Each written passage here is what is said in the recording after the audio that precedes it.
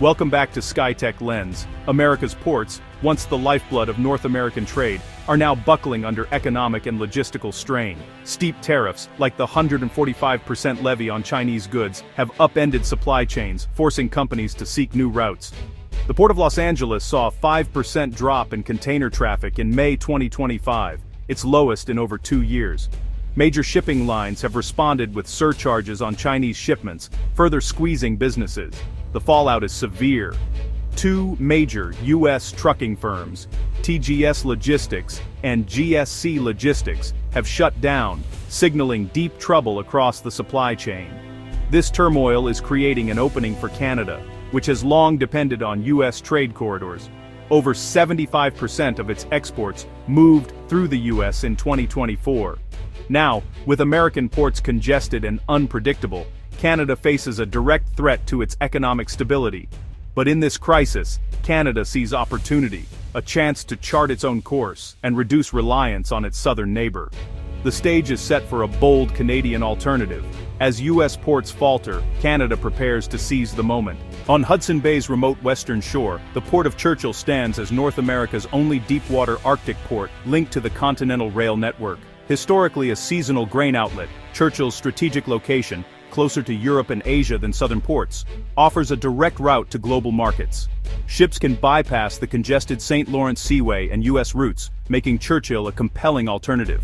The Hudson Bay Railway connects Canada's heartland to tidewater, enabling efficient export of minerals, potash, and grain. As U.S. trade friction grows and the Arctic warms, Churchill's potential as a major export hub is coming into focus.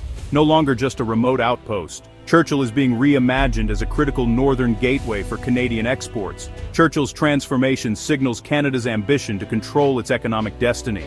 Recognizing Churchill's potential, Ottawa has committed $175 million over 5 years to revitalize the port and its rail link.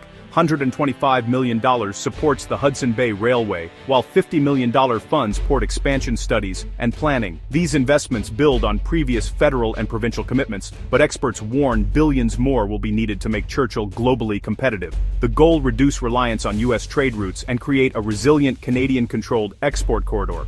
Churchill is envisioned as a multi-commodity port, handling grain, LNG, minerals, potash, and canola oil. Diversifying exports through Churchill would shield Canada from U.S. market volatility and geopolitical uncertainty. The investment is a down payment on Canada's economic independence. Churchill's revival is powered by a unique ownership model, the Arctic Gateway Group, a partnership of 29 First Nations and 12 northern communities. This community-led approach ensures local voices guide development, share in the benefits, and protect the environment. The Arctic Gateway Group plans to double mineral exports and triple storage capacity, transforming Churchill into a versatile multi-commodity terminal. Indigenous and northern communities are now decision-makers, not bystanders, in their own economic future. Their deep knowledge of the land is key to overcoming subarctic challenges. This model is a blueprint for sustainable, inclusive development in Canada's north. Churchill's ownership structure is as innovative as its ambitions. Churchill's greatest asset is its shortcut to global markets. Prairie exporters can ship goods north, cutting thousands of kilometers and days-off journeys to Europe, up to 3 days faster than from Montreal. This speed means fresher products, lower costs, and a competitive edge. Churchill also opens new possibilities to Asia via the Arctic, as melting sea ice makes the Northwest Passage more navigable. The port could become a future hub for pan-Arctic shipping, linking Canadian resources to booming Asian markets. Shorter routes mean lower fuel costs, smaller crews, and faster vessel turnaround. Avoiding congested southern corridors gives shippers more predictable, reliable supply chains.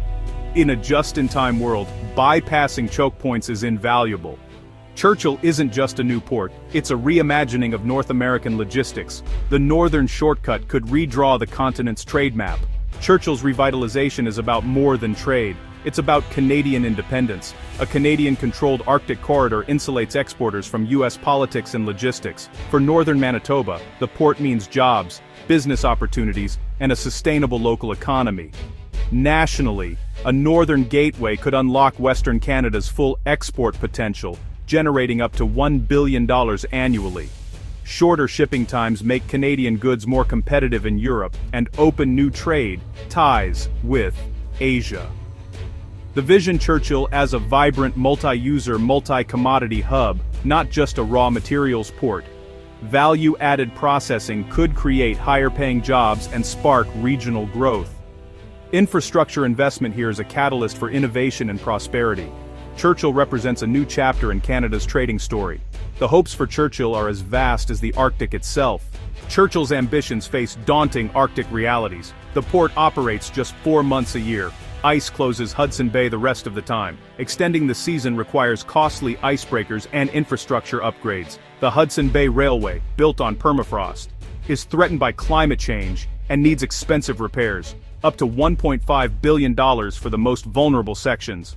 Arctic shipping is risky, unpredictable weather, floating ice, and high insurance premiums can erase cost savings. Climate change is a double-edged sword, opening sea routes but destabilizing the land. Managing these paradoxes is Churchill's greatest challenge. The Arctic's promise comes with a steep price.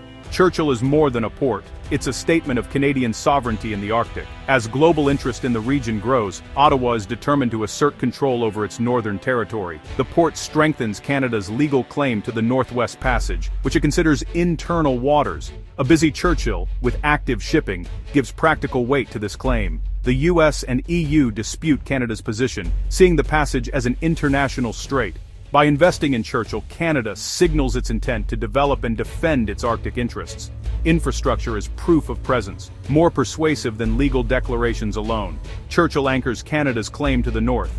Transforming Churchill is a high-stakes gamble for Canada. The rewards trade independence, jobs, indigenous-led growth, and Arctic sovereignty. The risks, astronomical costs, harsh climate, and uncertain economics. Success would redefine Canada's global role. Failure would be a costly lesson in Arctic realities. The project demands political will, sustained investment, and innovation. The world is watching to see if Canada's Arctic bet will pay off. Churchill's future hangs in the balance between ambition and adversity. The outcome will shape Canada's place in the 21st century. Thanks for watching. Subscribe the channel for more updates.